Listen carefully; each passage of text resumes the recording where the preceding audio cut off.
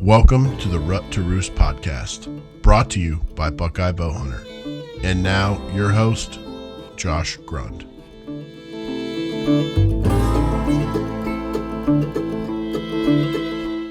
What's going on, everybody? It is Josh here with Buckeye Bowhunter, and today is a good day. I am excited to bring you guys the very first Rut to Roost podcast presented by Buckeye Bowhunter, so it's going to be kind of in tandem with my YouTube channel here. But yeah, pretty excited to bring it to you guys. We're going to try to talk about, anything that's relevant, really. Anything from deer hunting, turkey hunting, shed hunting, which is kind of what we get into in this podcast. If it's in the outdoors and you can carry a gun or a bow, we're probably going to try and talk about it a little bit. And like I said, kind of keep it relevant to what's going on during that time of the year. And I keep saying we're because I'm bringing a couple of my buddies in on this. So my one buddy, Bryce Rohrbaugh, he's going to be my co-host going forward, which I'm pretty excited to work with him. And then my other buddy, John Shiner, which I know you guys have seen on, some of my YouTube videos. If you watch any of my YouTube channel, I'm sure you've met him before, but he's going to jump on here whenever he's got time as well. And we'll get as many guests and, people on as we can. I'm interested to talk to anybody about anything pretty much. So we're pretty excited about it. I've been wanting to get into the podcast game for a very long time. And I know it's at the point where the market is pretty saturated and it's going to be hard to get a voice out there. But I think, we got something a little different than a lot of people do. And hopefully you guys enjoy it. So without further ado, here's the first episode of the Rut to Roost podcast.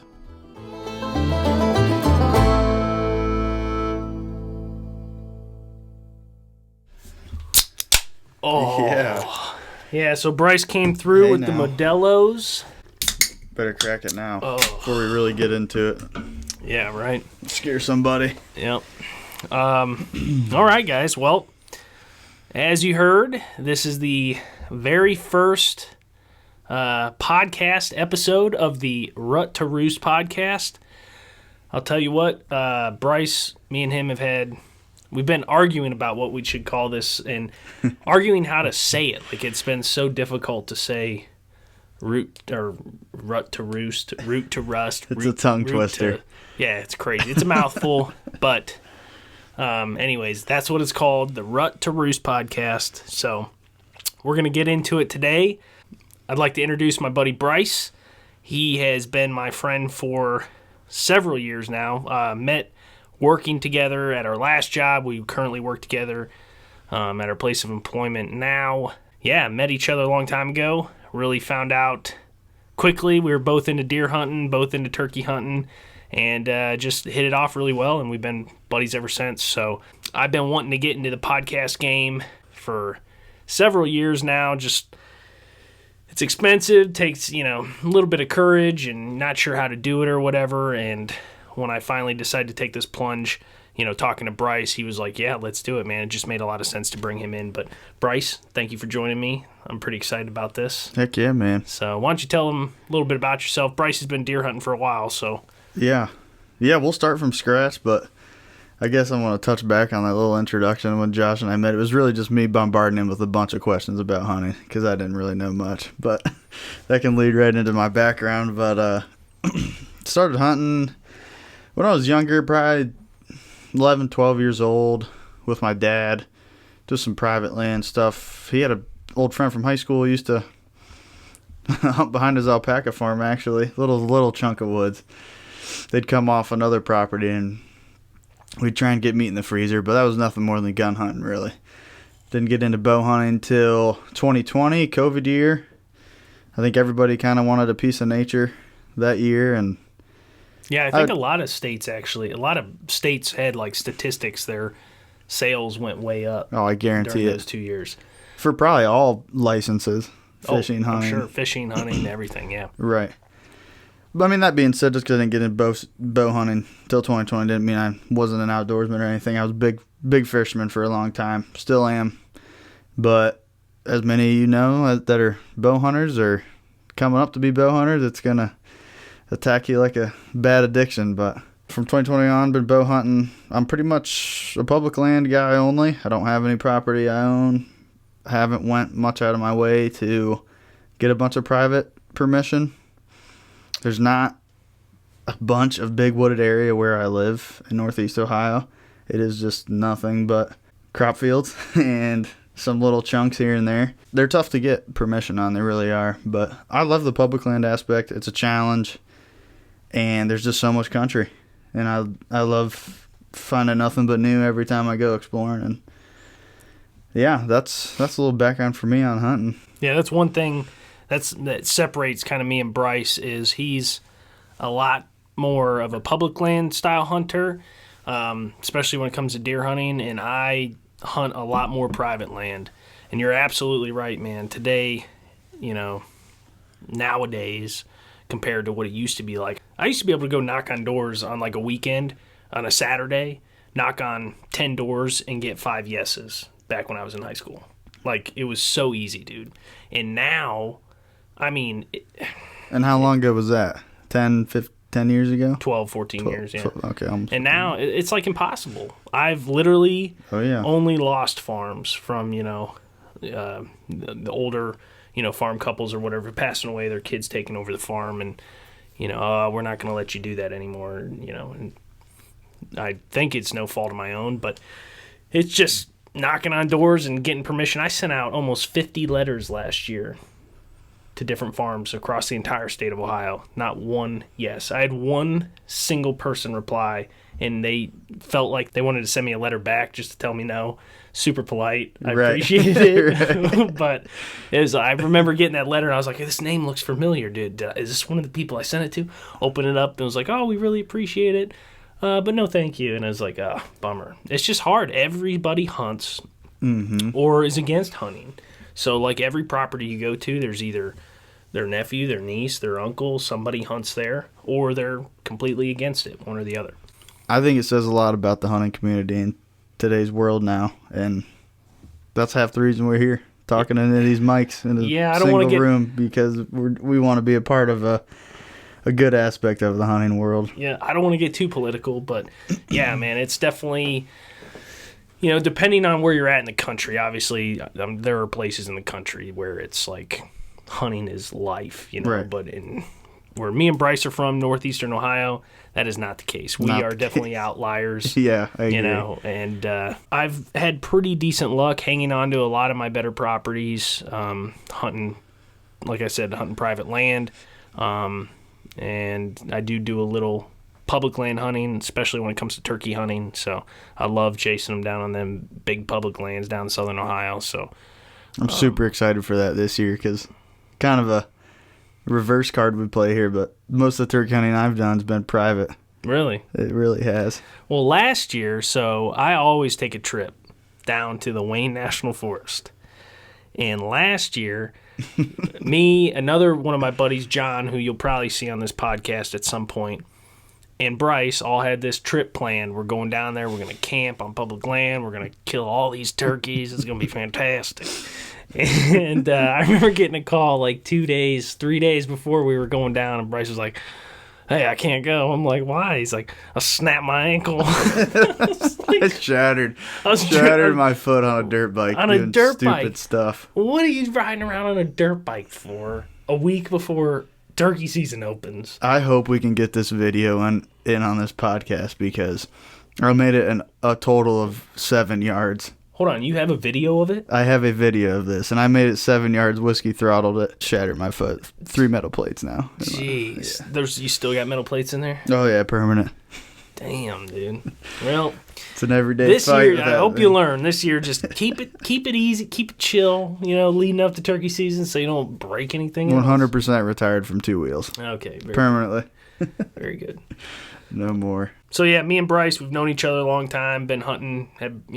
Bryce, like he said, he just started bow hunting here in 2020 for deer, and you just picked up a new Matthews. Yeah, last year. I talked him into it.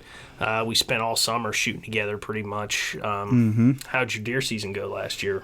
Deer season went pretty good. I actually didn't kill one with a compound. I do regret that, actually. I had a lot of opportunities at deer in front of me. I pulled back on 3, actually, just to just practice it, But I never shot one with that bow yet. I was trophy hunting, to be honest. It was my first year actually ever kind of trophy hunting.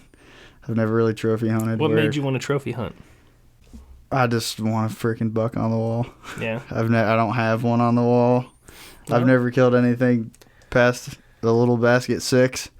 Well, I'll just say this. As somebody, you do whatever makes you happy, obviously. But as somebody who I think is, you've been deer hunting for a while, gun hunting.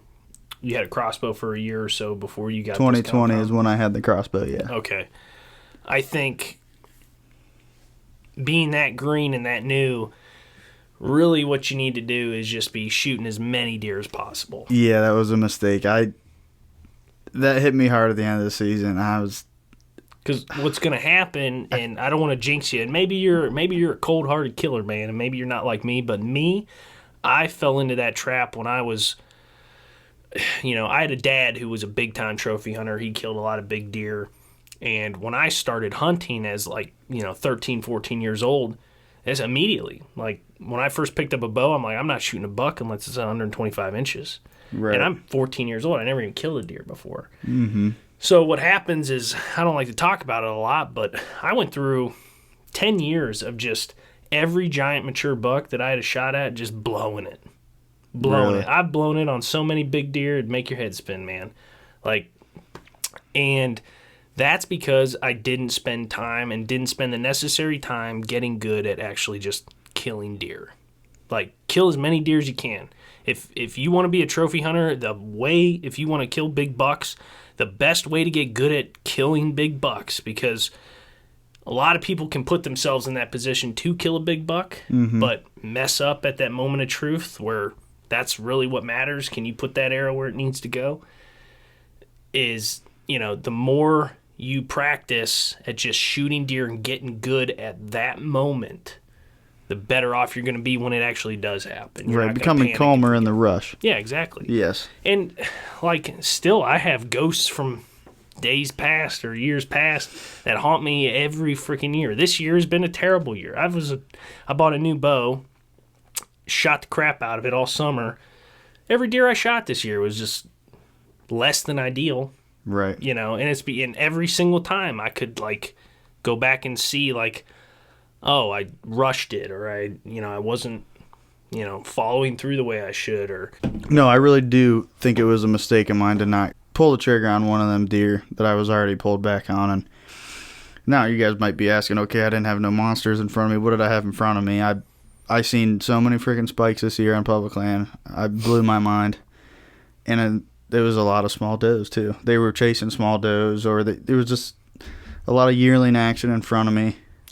Well, that's what I'm saying. If you're worried about using your buck tag, which I was, because of how hard I really do go and gun. Save that buck tag, but shoot them little does, man. I know, I should have. Tastes good too.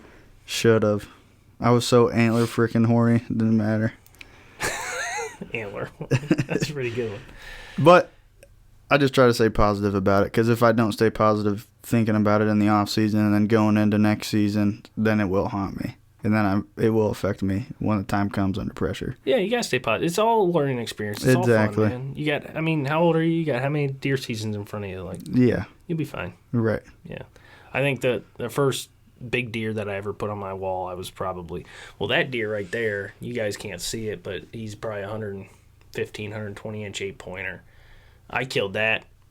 I think I was probably 19 or 20, and I had been bow hunting since I was 14. So that tells you how many it's a lot of time. Yeah.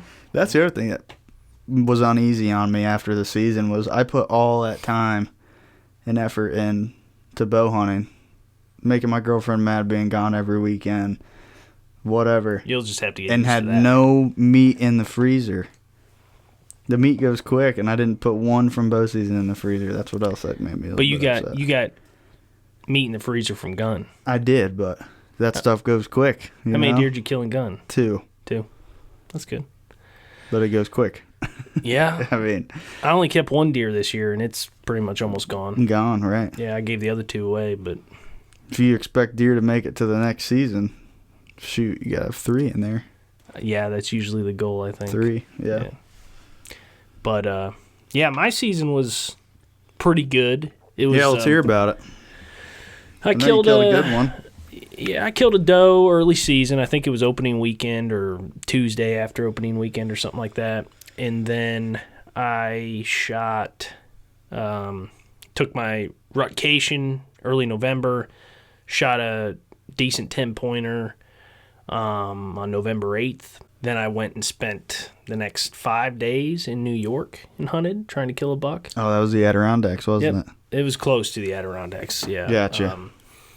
And found that was very difficult. And like, big man, country. I had literally like, so I shot that 10-pointer, and I remember talking to my one buddy, and I was just like, oh man, this is about to be the greatest rutcation ever. I just smoked a buck in Ohio. I'm going to go kill one in New York. You know, That's probably me on the work phone. I even told him, I was like, I don't even care how big of a buck I kill in New York. I just want to kill a buck in New York. If it's a forkhorn, doesn't matter. Right. I didn't even see a deer from a tree stand. Didn't even see a deer. It was so tough, dude. Like that big woods. Like you think Southern Ohio is like big woods, like good luck, dude. Like I got a lot to learn if I'm going to go back out there and hunt next fall, which I haven't decided if I'm going to yet or not, but it was a serious like undertaking. Looking at maps was overwhelming. Just driving out there, like just the fact that from my girlfriend's place out there, it was an hour-and-a-half drive. And then you hit a gravel road, and then it was another hour-and-a-half drive. And then you'd park in, like, the saddle I wanted to get to the one day I remember. It was probably, I don't know, an hour-and-a-half hike. I get all the way back there in the dark. It was very overwhelming. And everywhere I went, there was a lot of deer sign, but it was just, the only thing I can think is that it was probably all being made in the daylight, or at nighttime. But, yeah, it was interesting. Never enough time in the day to cover that much ground. No, not even close, tough. Man. Not even close. Yep. Let me back you up here, though. Yeah. Tell me about this hunt on this 10-point. I know you've told me before. I think the people need to hear this one because this is one of the wildest compound bow stories I've definitely heard in a while. Well, I don't know about that, but well, thanks, Bryce. Let me tell. This is a good one. So yeah, I my vacation started. I think November 1st or October 31st or something. But anyways, I hunted hard, man, and I hunted. You know, I was after a specific buck on a different property for like the first probably 5 days, and then I started getting pictures of a different buck on another property, so I started hunting there. And I knew this 10-pointer I killed. I had known about him from trail camera photos like earlier in October. This is a property. It's pretty much rectangular. It's kind of hard to walk through without bumping deer because it's mostly a bedding area, but there is a big creek bottom that runs through it, which, you know, you can get down in and kind of helps keep you concealed. But during the rut, it tends to be a like super hot spot for bucks cruising, right? It's a big clear cut, thick, holds a lot of does, and then bucks just come from all over the place. It's a big travel corridor along a highway. I killed my buck on this property 2 years ago, so it's historically been a pretty good spot for me. But I get in there, I got the lone wolf on the back, and find a tree in the dark, hang. And, you know, it probably sounds stupid knowing how many times I've hunted this property, but still jumping in a tree that I've never been in, getting up, starts getting light out, and you're like, this sucks. Like, I know I know everybody's probably had that happen before where, you know, you're trying to hang and hunt on a morning hunt, and once that sun comes up, you're like, dude, I don't have any lanes, I don't have nothing. Mine was kind of the opposite. I got set up, it gets light out, and I'm like, dude, it is wide open up here.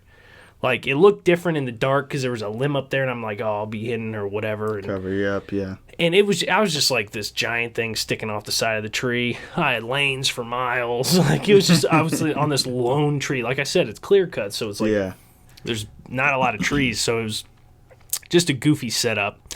And I'm sitting there, and I thought the wind was supposed to be doing something, but it was actually doing the opposite. Instead of blowing from the south, it was literally blowing from the north. So I'm sitting there, it's getting daylight, and I'm contemplating, like, should I get down? Should I move? This is day 8, remember. I've literally been in a tree, like 8 straight days. Game plan out the window, first thing in the morning. Oh, my God. And I'm absolute terrible overthinker, so I just overthink everything I'm doing. So immediately I'm just and I'm making stupid decisions because I'm tired, and it's just I haven't seen any big deer. And it sounds like 2 raccoons wrestled in the woods trying to figure out where to go. And so I'm sitting there, and here comes this button buck, pops up out of the creek bottom, walks right by me, doesn't bust me. A little tip for you guys: just because a button buck doesn't bust you doesn't show you anything. I promise you. That buck walked right by me, and immediately I was like, oh, I'm safe. He didn't bust me. I'm good. Yeah, I'm just going to sit here. He was hot on a trail. Yep, my milkweed. I let my milkweed go. I'm like, well, it must, my scent's lighter than the milkweed. Maybe it's going up or something. I'd convince myself to keep sitting there. Yeah. Sure as shit, here, I turn around, that button buck disappears into the brush, and from where that button buck comes, I turn around and I just see this deer looking at me. And at first I thought it was the button buck, but it's this big mama doe, big old doe. She's just, I'm not kidding, 200 yards from me, staring at me. Just locked on, That dude. explains the clear cut right there. 200, you're locked on eye to eye. Locked on me, and I'm just like, crap. And she immediately starts, doing the stomping thing and lifting her head up and down, and then she starts walking to me and trying to get downwind. You can see her nose up in the air. Man, at least she didn't snort. Well, no, she didn't, actually. That's really awesome. Yes, that's part of the I don't know how I got away with it. There had to be, it was morning, so there had to be some thermals grabbing up, pulling up. Yeah, but I know she smelled me, and I know she saw me. I just think she didn't get the whole picture, Right. But she ends up coming all the way down, 35, 25 yards from me. And she, looks at me, does a couple more foot stomps, turns, runs back to her where she came from. And by that time, there's 2 or 3 other does standing there. And they all group up, and they kind of take off running. And I'm like, So I just saw all these does come through this spot. I know they're spooked, but if there's a buck on their trail 15, 20, 30 minutes behind her, he's not going to know they're spooked. Right. So at that point, I made a decision. I need to get down, go downwind of the trail that those does were on, and set up there. I tear everything down as fast as I can, pack it all up. I'm dragging sticks with straps everywhere and getting hooked on briars. It was a mess, dude. 2 raccoons wrestling. Yeah. And I get over to where these does were standing, where I busted them, and I'm looking around for a tree down. There's a big trail right there crossing. I'm like, God, a smarter hunter probably would have just sat up here in the morning. Why didn't I see this crap? And I'm seeing rubs on trees, too dark around as my thigh. Poor scouting. Yeah, big scrape right there. I hadn't walked over there this year. Right. I finally pick a tree, and I put my first stick on, and as I'm tightening it down, I hear just in the leaves coming out of the thick stuff from where those does came from and going the same directions as the does were going. Yeah. I turn around, it's that same button buck. He did a complete circle. Yeah, and I'm or it could have been a different one, but I'm pretty sure it's the same one. And I'm son of a bitch. I'm sitting here on the ground, stuck, my bow's sitting here. So I just I'm hanging on the tree pretty much, standing up, just looking over my shoulder, trying not to move. This button buck's 10 yards. And I let him walk right by me, never notices me. That's how dumb button bucks are. So when I tell you, if you think you're stealthy because you outsmarted a button buck, no. Because that button buck works off, has no idea what happened, walked over right where I had walked in, crossed my path, everything. Yeah, he's not paying attention. Balls of fury. Yeah.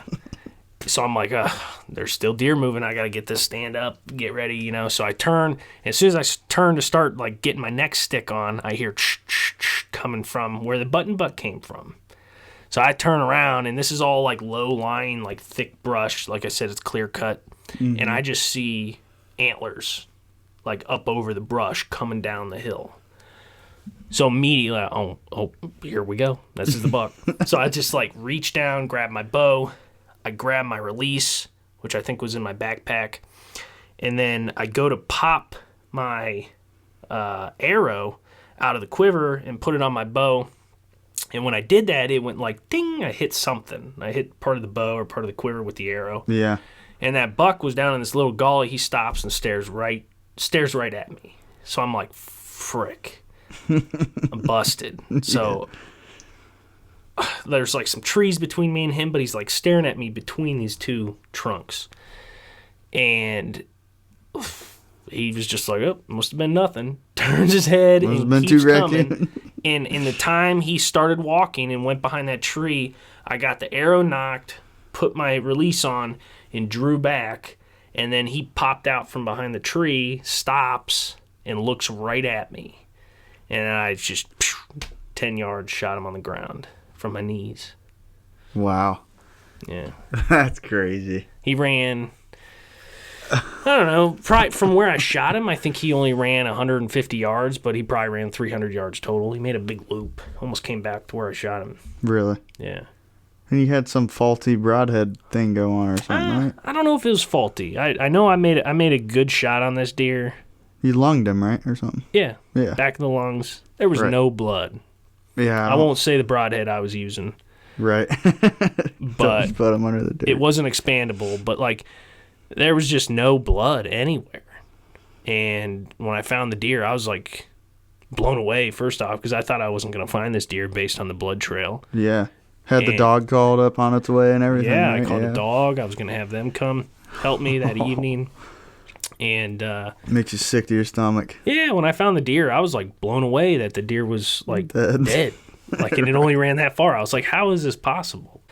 Yeah, it just didn't bleed. Must have had some fat plug up the hole or something. We had the same thing happen in gun season this year on a drive. Guy, 12 gauge Remington, 870, freaking shoots his buck broad.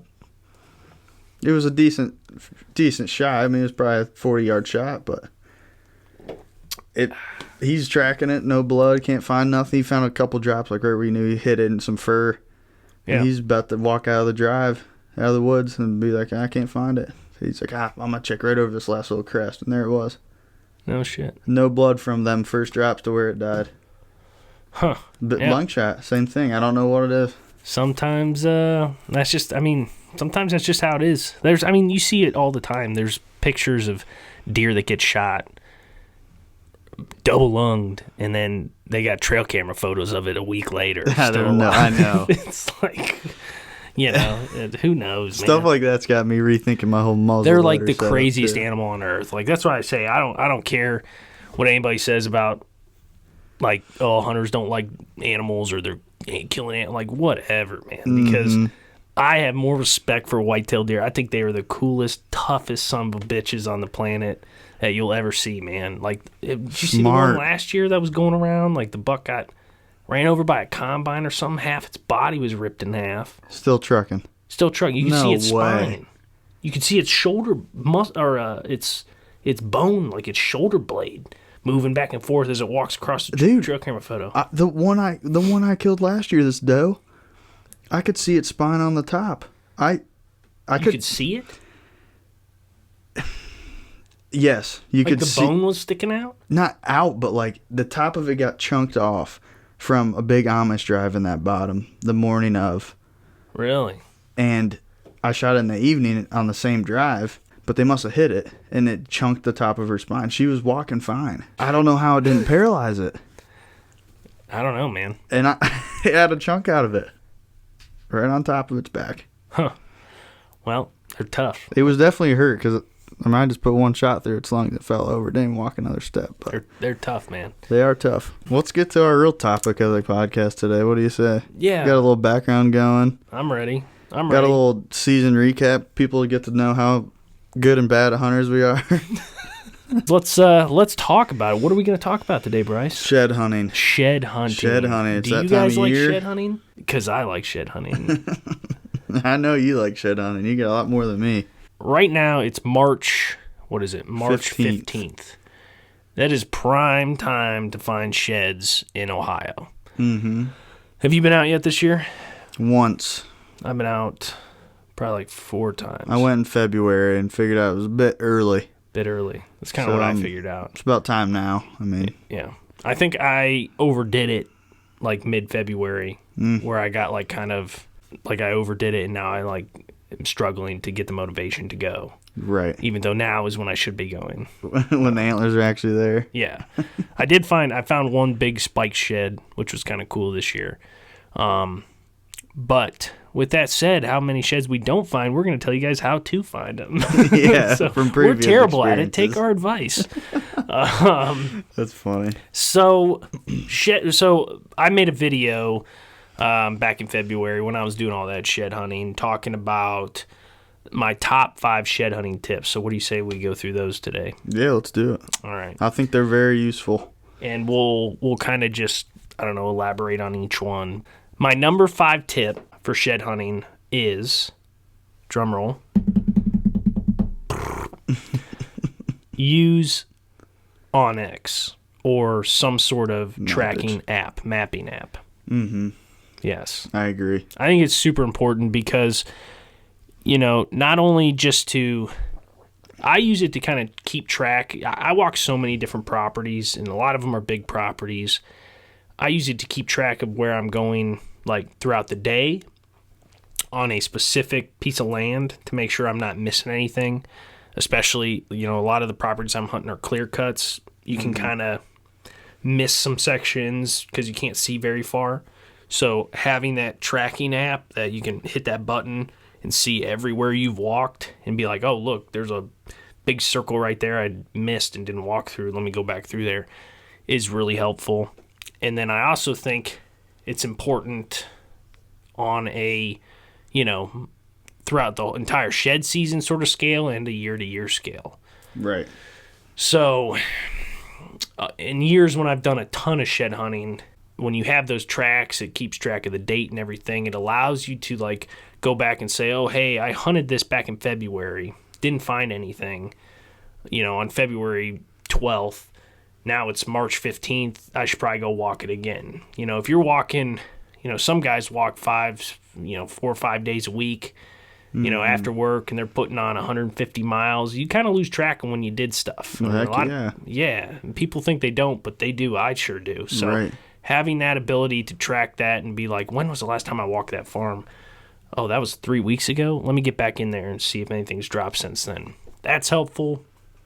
And then also from a year-to-year standpoint, being able to go back 2-3 years ago and see where I found antlers, what crops were on the field when I found those antlers, which is usually a big indicator. But where'd I find that new rub line path? And where'd I find that late season bedding? Yep, all that stuff. That's something I'm trying to work on. Do you time. Have Onyx or I use Onyx or something?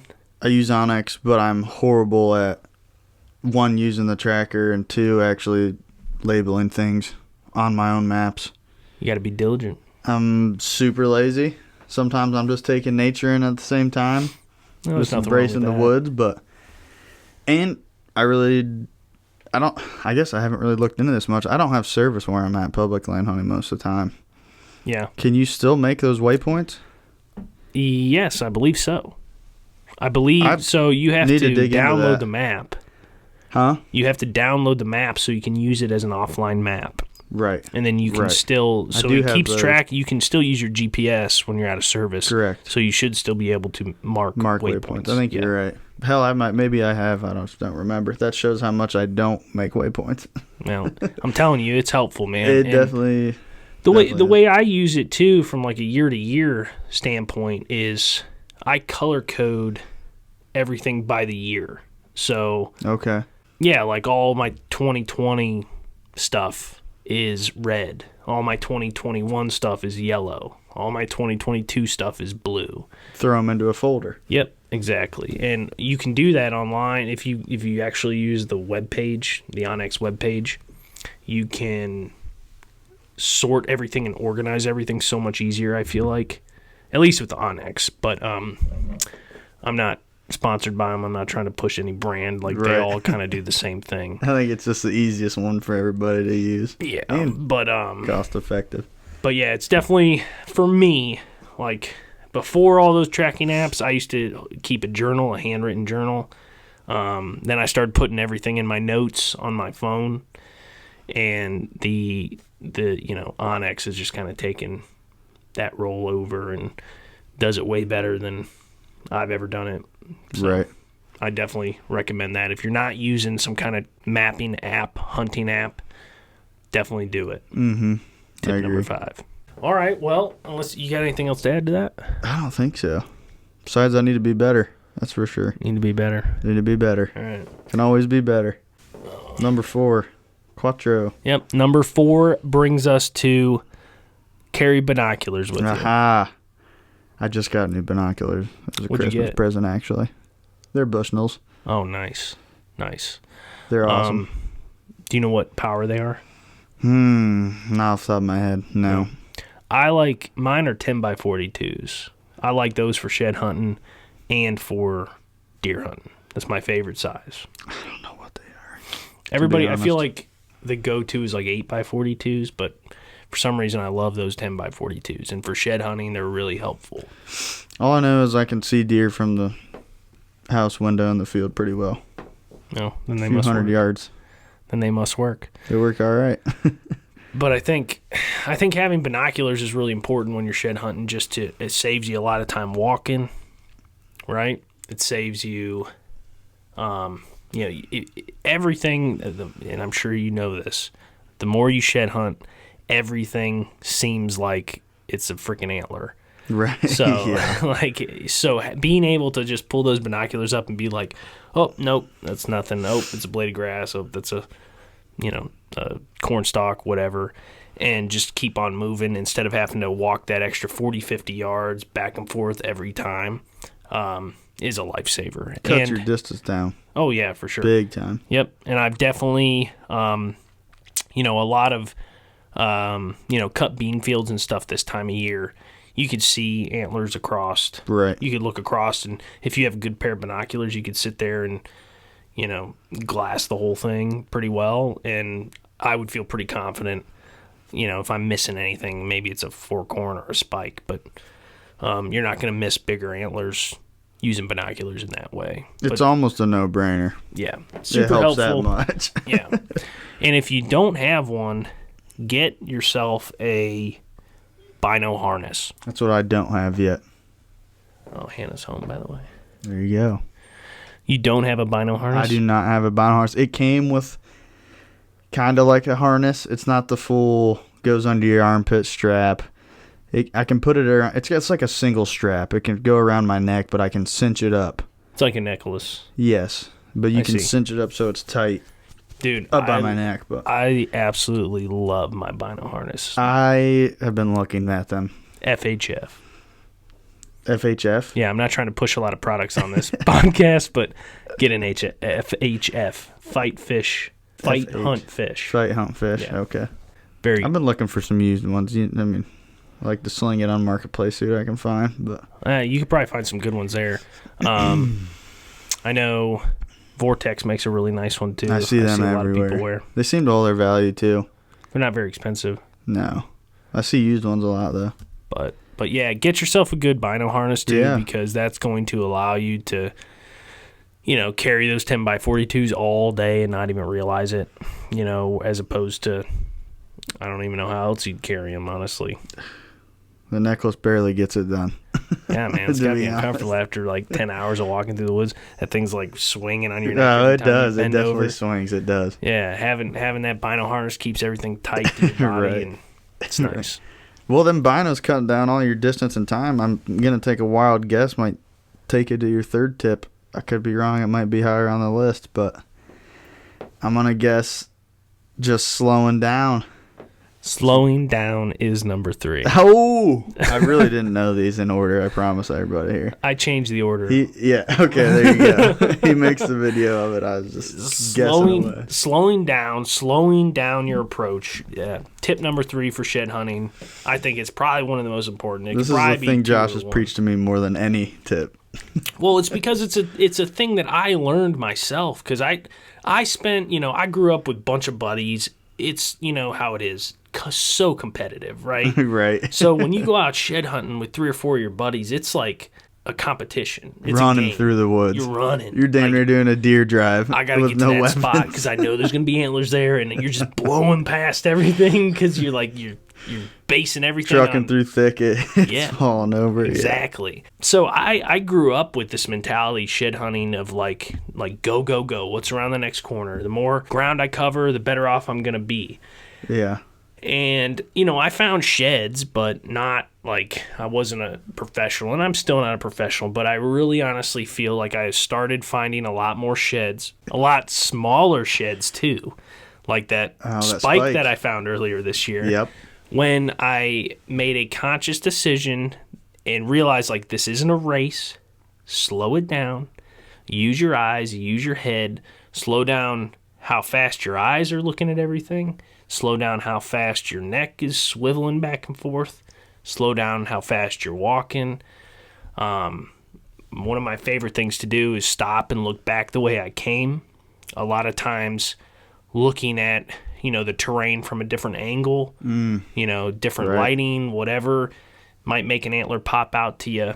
But yeah, slowing down and really working through stuff, especially if you think could hold antlers, if it's really good, high quality habitat where you're like, dude, there's got to be some antlers in here.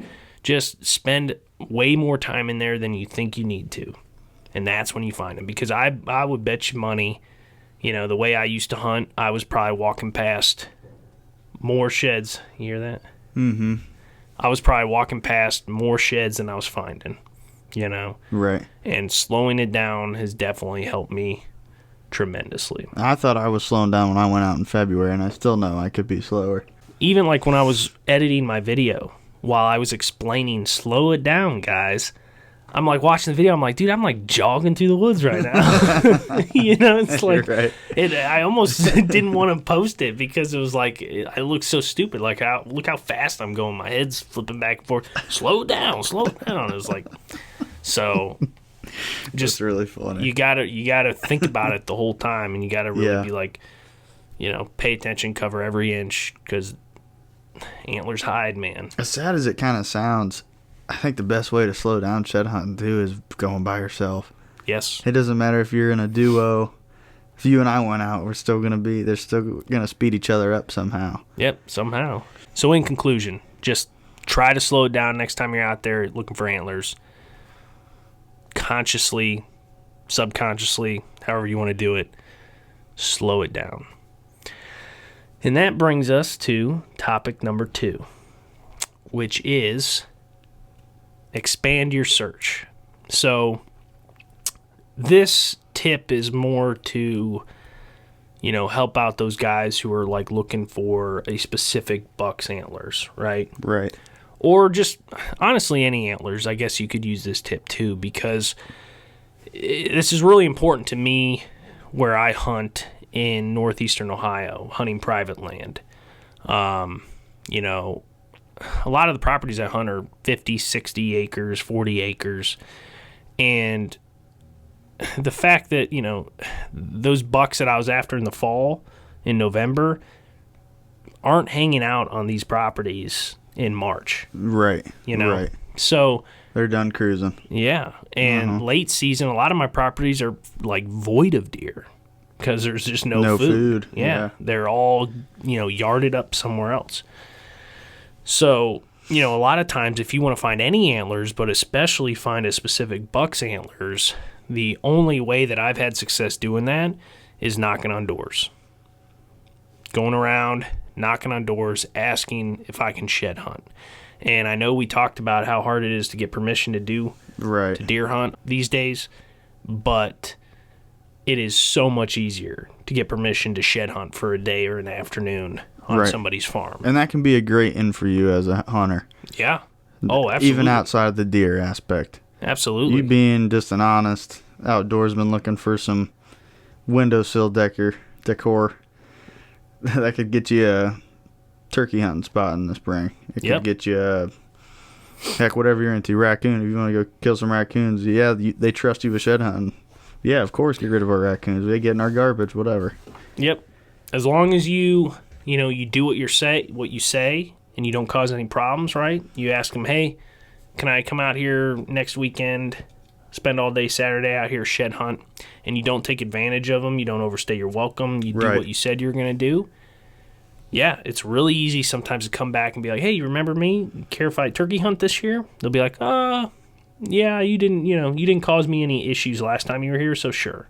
Sometimes that can be the case, for sure. Yeah. Right. Honesty still goes a long way in today's world. Yeah. Even though sometimes it don't feel like it. Yep. Sometimes it does. Yep. But yeah, expanding your search I think is super important. If,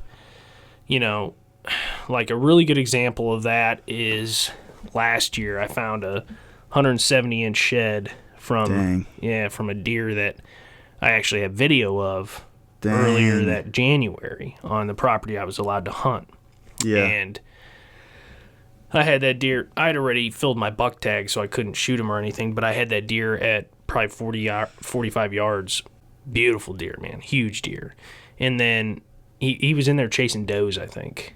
Was that gun or muzzle? That was late. After everything. It was like January 14th. Oh, you were bowing for a doe or meat freezing. Yeah. I was bow hunting for a doe, and he was literally following does in January. So I think these were two young does, two like fawns hitting the cycle again. I think they were in their second or third cycle. Yeah. And but anyways, I saw him, and then about a mile and a half away as the crow flies, I got permission to walk a farm for sheds, and I found that deer sheds, and it's a match. Trust me. And so that's pretty crazy because the farm I was hunting had like no food. All the beans, all the corn, everything was taken off. Everything had, it was a wet winter, so everything had rotted that was still laying on the ground. Mm-hmm. Just wasn't a lot of food, and there's not a lot of cover on that farm that time of year either. Where the farm a mile and a half away had standing corn, a whole like 30-acre field of it, which was butt up to a giant clear cut. In January? In January, yeah. The farmer said, see ya. Well, he, unfortunately, his, no good for him, he just couldn't get it off. It was too wet. Oh, gotcha. Yeah, so it wasn't like he didn't want to take it off. I think he just didn't have the opportunity to. Right. But pretty much every deer in like a 2-mile radius was living on that farm. Oh, I bet. Dude, I walked in there, it was crazy. I've never seen trails beat. They look like there was a herd of cows living back there, dude. And every time I walked in there, I would bump like 25, 30 deer. They'd all jump up and take off like a herd of elk. Yeah, it was crazy. Scare you loud. I found like 4 or 5 sheds in that little farm. That's awesome. In like a 2-day period. That's awesome. But that's just a perfect example is if the deer aren't on your property, you're not going to find their antlers. So you got to go find them. And a lot of times, if you're in a situation like me, that entails knocking on doors and getting permission. We do not endorse trespassing here at Buckeye Bowhunter. No. So, but I guess you want to add anything to that, Bryce? Yeah, extending your. What do you do? What do you do in public land when you shed hunt? Have you had a lot of luck looking for them down there? No, because I don't cover enough area. Is that why? That's a new thing to attack here this month. Part of it is there's so much to cover. Part of it is I'm new. I don't know all the time if I should be looking in the thick stuff or if I should be looking in the big. Well, I shouldn't even say big because there's not that many big open clear cuts all the time, right? It's old strip mine stuff, so it's nothing but thicket, really. But sometimes I get in a toss-up of where I really should be looking. Well, I try to go back and forth, but I'll give you and I'll give the listeners a free tip here. This isn't tip number 1, but this is 1.5. Okay. All right.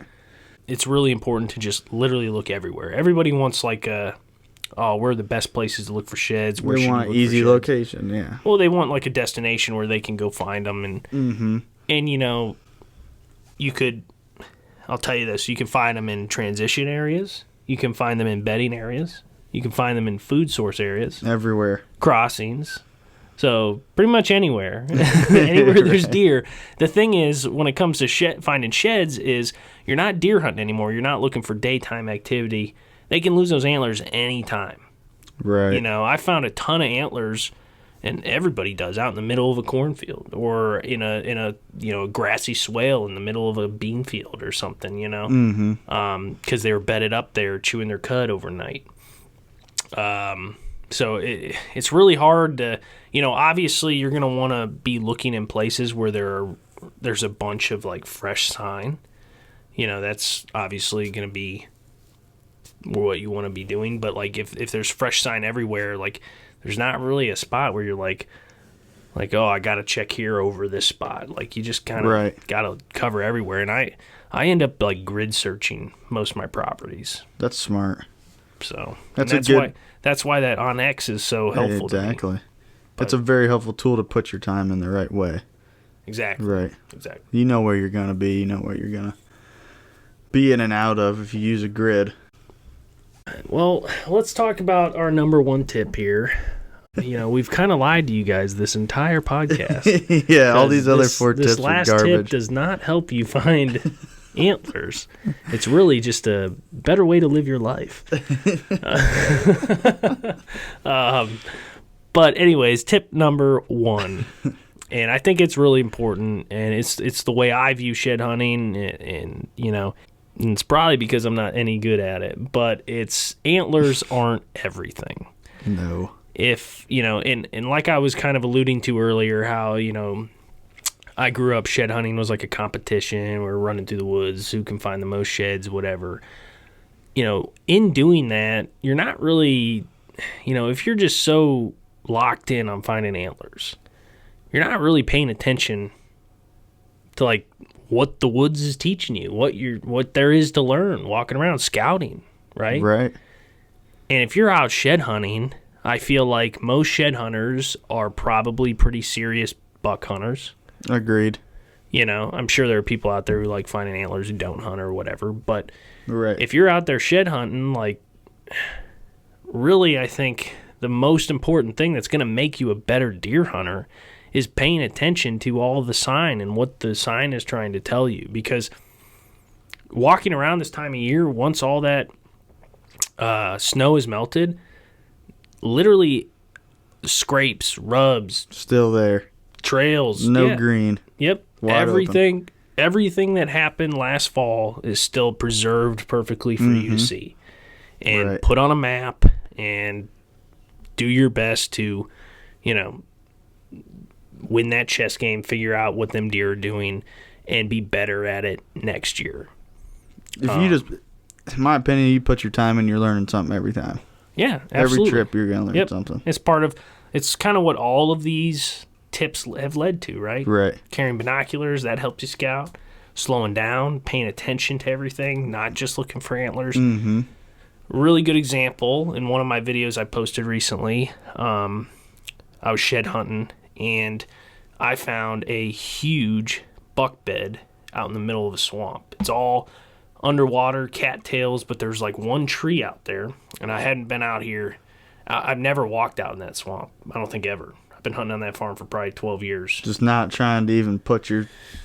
It's just always like wet, and I've just never thought there ain't any deer in there. It's all underwater, Well, that's why he's there. Well, I found a deer trail, and I had my knee-high boots on, and I walked out there, and I run into this tree, and under this tree, it's like an island, like probably as big as this room, probably 10 by 15. Just raised up, huh? Some elevation on it. Like, wow. Yeah, raised up probably 2 foot above everything else. Prime spot. Like all roots and stuff.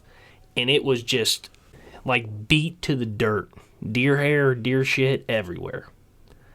So there's some deer bedding on that thing all the time, or a couple different deer using it all the time. Studs. But probably watching you hang out. Well, listen, let me tell you this. Okay, I'm sorry. This is crazy. I'm jumping the gun here. This is crazy because I get in that bed and I kneel down. I always do this whenever I find like big beds.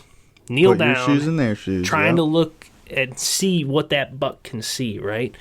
There's a tree that I always hang where so that wetland comes to like a point. No way. into this big hardwoods, and then I call it the finger stand, butts up to this big bean field. And I could literally see that tree from that bed. Oh my gosh. So when the leaves are down, make you sick. I'm hunting that stand. If there's a buck bedded out there, he watch me get set up. He ain't coming out there. Never move. Yeah, never move. Wait till dark and probably sit there, and once it gets dark, he'll go the other way. Probably watch me turn my light on, climb out. That kind of stuff. Wow. That kind of stuff is what makes you a better deer hunter. Right. Not finding a big antler 2 miles away from your property. What that does is tell you, oh, the buck you're after lived, which is fine, but I mean, I think you can do that way easier than walking around for 4 days using a trail camera. Right. You know, set that up. They'll tell you if he's alive pretty quick, usually. Heck, that buck you were looking for his sheds all spring that you never found. Yep. He might be 100 farms away. Yeah. He's probably Never still come alive back. somewhere. He might still be alive. He Yeah, might not you come never back. know. But I just think it's so important because a lot of people put so much emphasis on like, oh, I found this big buck sheds here. He must be living here. Or this is a bedding area. Or, like, if it's me, I don't put any weight into, like, if I find a specific buck's antlers, that doesn't affect my strategy going into the fall whatsoever. Right. That deer is going to be doing something completely different, has nothing to do with him. If I want to go find out if he's alive, maybe next year or the year after, I'll know to go check there maybe.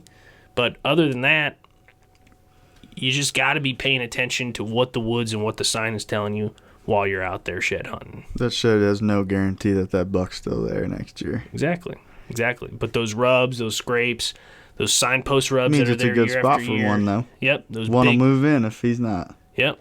Yep. You find those big car hood, Scrapes. community The community, scrapes. Yep.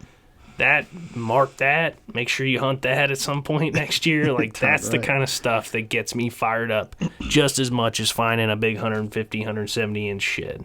And at the end of the day on that one, you probably found new scrapes, you found that new bed, and at the end of the day, you know you're not going to hang in that tree next year.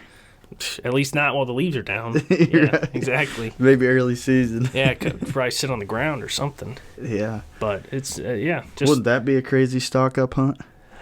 yeah, man. You know he's there.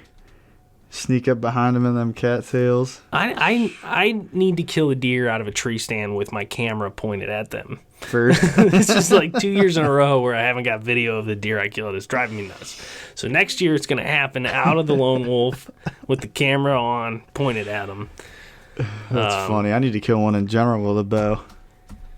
I was so we talked about that earlier. I was so determined on trying to kill one on the ground. I blew 2 chances at a nice doe and a nice buck trying to hunt on the ground. Yeah, I remember that. Yeah, one thing at a time. Yeah, one thing at a time. Just get good at killing deer before you decide to pick up a camera. Oh, man. Yeah. I've told you that before. I don't even know if I ever want to pick up a camera. Oh, it seems hard enough right now. Well, with that said, I don't know. Do you got anything else you wanted to bring up here? Unless we want to ramble for another hour.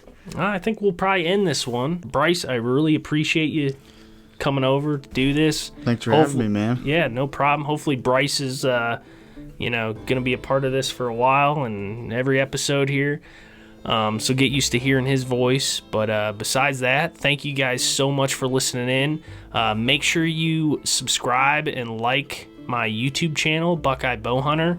Make sure you hit the notification bell there as well. Switch it to all so that you actually do get notified every time I upload a new video. Make sure you do whatever you're supposed to do with whatever platform you're listening to this on. Like it, subscribe to it, whatever it is. The Roost Podcast. Again, thank you guys so much. Stay on the lookout for more upcoming videos, more upcoming podcasts. And with that said, thank you again, and we will see you guys on the next one. Yeah, thanks everybody. Have a good one.